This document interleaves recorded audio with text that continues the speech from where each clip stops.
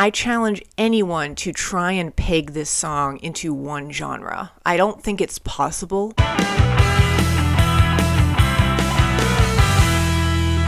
Hello everyone and welcome back to my channel. I am Molly, and in this video I'm going to be talking about the album Take Me Back to Eden by Sleep Token. Now this album has easily been my most anticipated album of 2023. I have been so excited for the release of this thing, and Sleep Token has dropped a lot of singles leading up to the release of Take Me Back to Eden, all of which just had such a different style and a variety of sounds going on, so I was really looking forward to hearing this thing when it came out. It really is such a cohesive album just in terms of how Sleep Token links everything together lyrically. They really tell a story with this album, and sonically too, even though there's a ton of variety and the tracks kind of all have different sounds going on, there's elements that Sleep Token uses across this whole thing that just links everything together beautifully. But this album just came out, so I've only had a few chances to listen to it, but I love it so far, and I just wanted to sit down and make this little video just kind of going over Take Me Back to Eden and why I think it's such a fantastic album. So Take Me Back to Eden starts off with track 1, which is Chokehold, and this was also the first single that they dropped leading up to the release of the album. I really like how this track builds into the chorus. It starts off with these birds chirping, like this faint sound effect in the background, and then the birds kind of get drowned out by a more electronic tone with the instrumentals. And the percussion too on this one, I noticed leading up into the chorus, it almost sounds like a clock ticking. There's like a lot of anticipation they kind of build with this song. And then when the chorus does come in, it's truly just like a punch in the face. It just brings so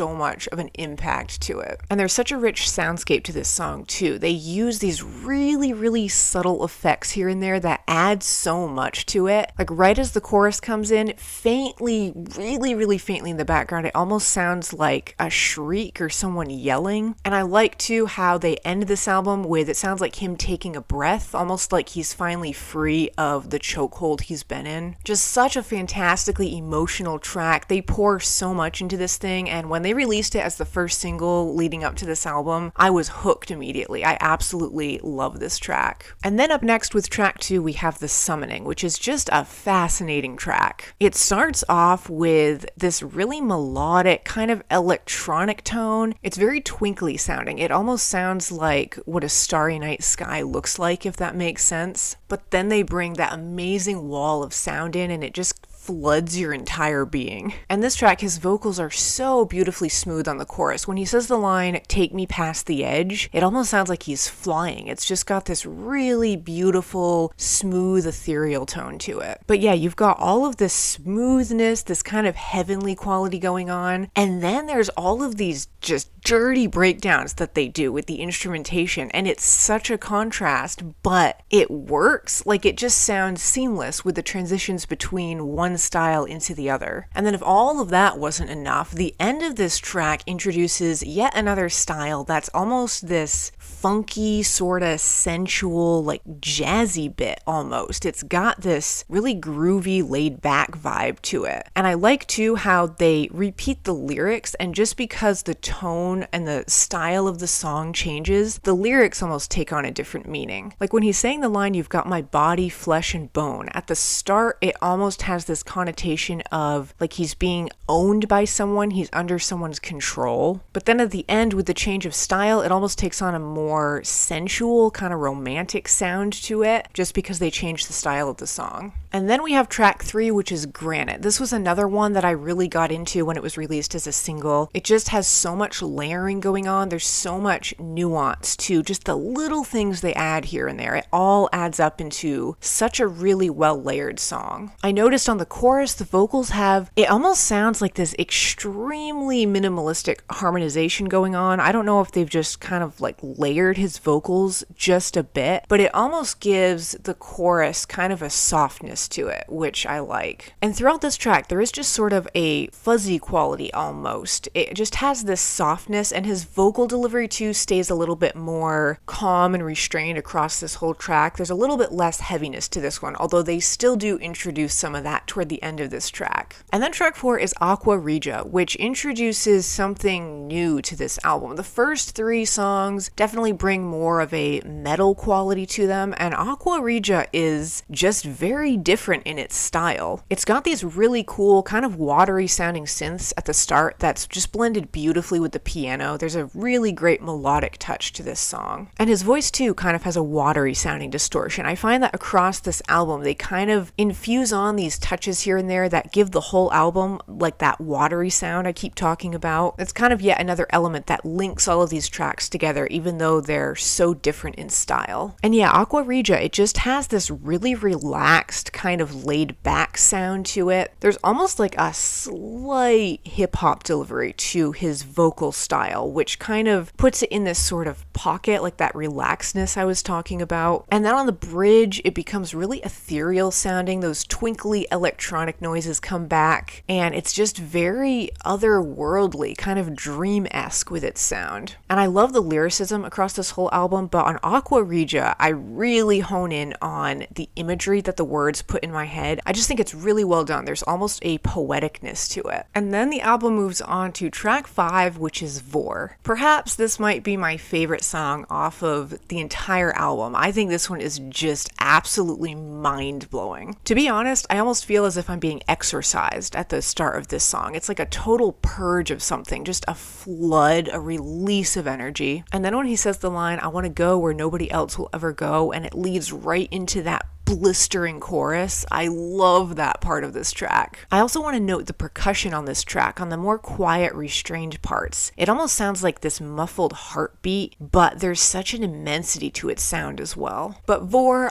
every time I listen to it, I can't get over how balanced this song is. It's so melodic and tender and beautiful, and then when the heavy parts flood in, they are so intense. It just kind of melts your mind a little bit. And then at the very end of this song, when he's screaming, "Are you in pain like I am?" It definitely kind of is reminiscent of Loathe to me. There's kind of a similar sound there. And then we have track 6, Ascensionism, which I love the transition of just how Vore ends on such a heavy note. And then it goes right into the beginning of Ascensionism, which is so melodic and pretty minimalistic with its sound. It's almost like Vore is this crazy whirlwind of a storm going on, and then Ascensionism at the start is like the aftermath after the storm has ended. But Ascensionism, I challenge anyone to try and peg this song into one genre. I don't think it's possible. It just is so incredibly varied with its sound, possibly the most diverse track on this album, which is really saying something. This thing starts off with that beautiful melodic beginning that has a really heavy emotional impact to it. It just sounds like something's kind of weighing him down. But then out of nowhere, they release a trap beat and he starts rapping. Like there's definite hip-hop influences on this album, and they start introducing to these sound effects. There's like this glitching sound on certain words. It's just utterly fascinating. And then at the halfway point in the song, he whispers the line, "Diamonds in the trees, pentagrams in the night sky," or something like that. And then all of that heaviness just rushes back in. It's absolutely incredible. It's an experience, honestly, to listen to this song. It's just so impressive to me how Sleep Token can take such a beautifully melodic start to a song and then just bring in this dump truck load of intensity and heaviness. And again, it's just blended beautifully on this track. And then up next is track 7, which is Are You Really Okay? And this marks the halfway point in the album, and I would say from this song to the end, there's a noticeable change in tone. The songs from this point out to me just kind of take on a more hopeful sound. There's more lightness to them almost. And this track, Are You Really Okay, is a great example of that. It's very melodic. It's got this really calm, kind of soothing quality to it. And there's almost a weirdly like old English flair that this one has when I listen to it. Just something with the instrumentation, it kind of reminds me of old English times. There is still this underlying intensity to this track, though they do build it up. It's just done in a more subtle way. But it has this amazing atmosphere. There's kind of an expansive quality to this song. I love how in this one too, lyrically on the tracks leading up to this song, he's kind of expressing a lot of pain and anger with the words and just even the sound of the songs. There's more intensity to them. And on this one, he's asking if they're okay. He's begging someone to not hurt themselves. There's just more tenderness to it. Again, it's kind of reflective of that softness that I was talking about. This track really embraces that. And then we have track 8, The Apparition. This one has some really fun instrumentation going on, and they definitely utilize those trap beats and the more hip-hop style on this one too. But then when the chorus is introduced, it changes style completely. It brings in that that heaviness, that kind of grandiosity to the sound that Sleep Token does so well. But they really do a fantastic job on this track, kind of blending that more hip-hop edge to their music that they kind of use across this whole album. But on this track, I'd say it's a little bit more heavy-handed, but they still just blend that with this amazing metal sound too. And I don't really know exactly how they do it, but it's done extremely effectively. I love how in this song too, there's the line, "the shifting states you followed me through." And this song really is like a shifting state of genres. It's just a blend of so much. And then at the very end of this track, there's this single kind of unsteady sounding instrumentation going on, and then that trap beat comes back and it just fades out. And then it goes into track 9, which is "Do You Wish That You Loved Me?" Now this was the final single that the band released before the album came out, and this was the only single that I was not sold on. It's definitely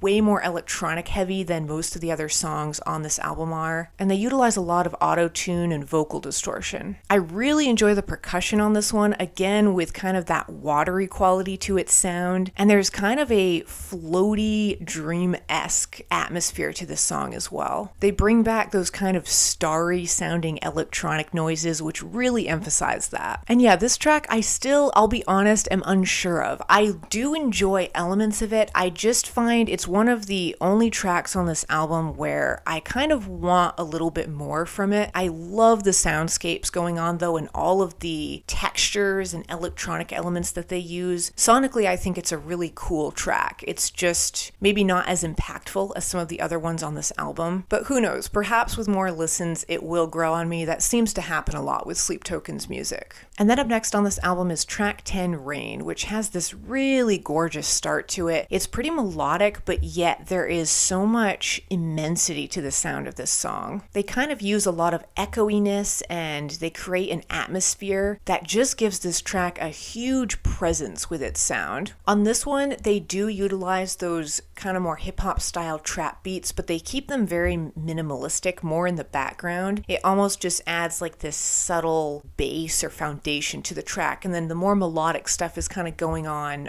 top. And this is yet another track on this album where I think the lyricism is just beautifully done. It puts a lot of pictures in my head. There's one line specifically that always stands out to me when I listen to it. "I'm coiled up like a venomous serpent, tangled in your trance," or something like that. It just, I don't know, it puts this really vivid picture in my mind. And then at the end of this track, when he's saying "rain down on me," it really does just sound like this rainstorm comes in. It's like this track just builds up so beautifully, and then it just releases all of that energy at the end. But I can definitely see Rain as being one of those tracks that with more listens to take me back to Eden, it might become one of my favorites. Like I said, it just has such an immensity to its sound. It's fantastic. And then we move on to track 11, which is the title track, Take Me Back to Eden. This one, like Chokehold, it starts off with those bird sounds at the beginning, and it's very acoustic sounding. They kind of embrace a more natural tone on this one. But then they gradually start building it up. I love that lion roar that they use right when the song kind of opens up with its sound. I thought that was really clever. And this entire track, there's such a lushness to it, like this kind of vibrancy. And again, with the layering, it's fantastic. There's so many subtle things going on here. But then when the chorus comes in, it's so sludgy, it's so heavy. It brings a lot of denseness to this song. I was really thrown when I first listened to this track. I wasn't expecting it to be that heavy on the chorus, but they somehow blend it really beautifully with that melodic start. And then toward the end of this song, it almost gives the impression of like a rainbow after a storm, a rebirth of sorts. There's just something very hopeful sounding about the instrumentation. And again, with the melodic touches kind of fused with the heaviness, it just works beautifully. But then, the final minute of this song, there is just such an intense breakdown. I think my actual words that I said out loud the first time I heard it was "good God." Like it hits you completely off guard. Because toward the end of this track, it kind of falls into this more melodic, dream-esque quality to its sound. And then that last minute just completely rips the track open. It just leaves you breathless almost with how intense it is. And then Take Me Back to Eden closes with the final track, which is called Euclid. This one, there's such a sharp contrast between that heavy ending to the title track, and then Euclid starts, and it's so calm and melodic with its tone. The song is very piano heavy, but it's paired with this percussion that, again, it just gives the song a lot of immensity with its tone. And I love on this track, there's this really playful back and forth they do between the piano bits, and then they bring in that heavy instrumentation for just a little bit. They'll throw flashes of that heavy instrumentation on, but it's not extremely heavy-handed on this track. But this song to me just has the tone of an ending, like the final page of a story almost. It's almost him lyrically just kind of coming to terms with the realization that he needs to become someone new, and in order to do that, he needs to let go of the attachment that he had to whatever it is he was holding on to throughout the rest of this album. And both lyrically and sonically, I think this is just a really beautiful way to bring this album to a close. But Take Me Back to Eden, this third album from Sleep Token, is absolutely incredible if you ask me. I've only had the chance to listen to it a few times because it just came out, but give it a listen if you have not yet, because the thing is absolutely fantastic. It'll probably blow your mind on several different occasions, as it did me when I listened to it. It just is an incredible experience from beginning to end. It really is, and they blend so many different styles and genres on this thing, but they do it seamlessly. It's so well done. It really makes you question everything you think you know about genre. At this point, I think Sleep Token is just creating their own genre, which is awesome in my opinion. But definitely let me know down in the comments what you think of Take Me Back to Eden if you've heard it yet. And yeah, as usual, thank you all so much for watching. Stay tuned, and I will see you in the next video.